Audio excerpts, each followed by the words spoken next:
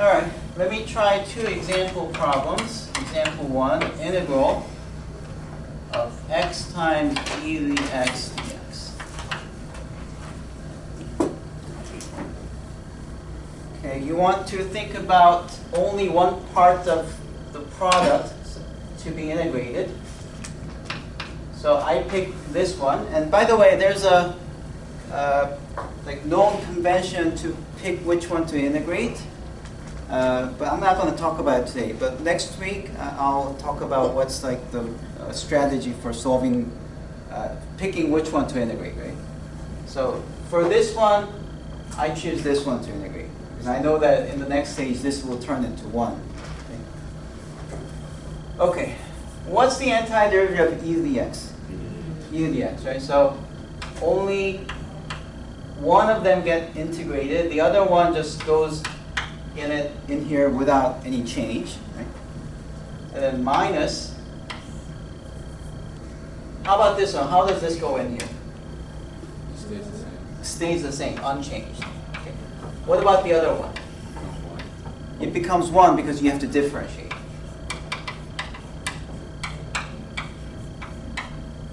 So the result is that you have x times e to the x.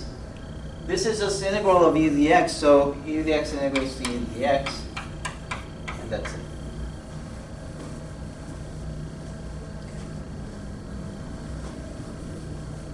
Second one. Now let's make it slightly more challenging. What if you had integral of x times sine 2x?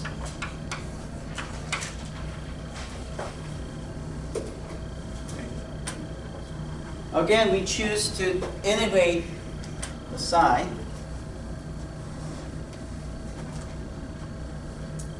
What's the antiderivative of sine 2x? For sine integrates to? Negative cosine. Ah, now you know. That's good. Okay, all right. Okay, and what goes in front?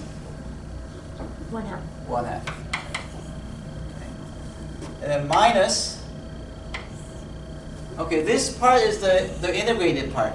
What do I do?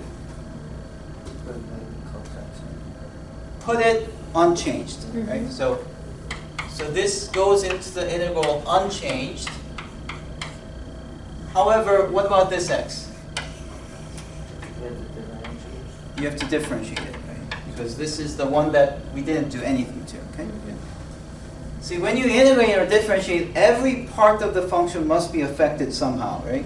The very fact that we didn't do anything to this portion means that in the next stage, something has to be done. Right? So x that gets differentiated to 1, okay? So that this integral is negative 1/2 x cosine 2x. Okay. And then minus minus is plus. 1/2 can be pulled out, so 1/2 integral of cosine 2x dx. It's a good strategy to just bring out the numbers in front because it's really confusing. You just want the inside of the interval as simple as possible. Okay, now what's the antiderivative of cosine? Positive sign, okay? So it's sine of 2x. There's already a 1/2 there. What do I put in front? Another 1/2 because of this 2. This 2 creates 1/2, right? So that gives you negative 1/2 x cosine 2x plus 1/4 sine 2x plus c. And let me just make a remark that here we're using the fact that integrating sine ax dx gives you negative cosine ax. So we're really skipping the u substitution, but because you don't want to do u substitution all the time. But if you say u as this, then at some point you're going to see that 1 over a will be created. So that's like the shortcut. Every time you have something in front of x, the reciprocal comes in front. Okay? And same deal for the cosine to sine. This is created because of this.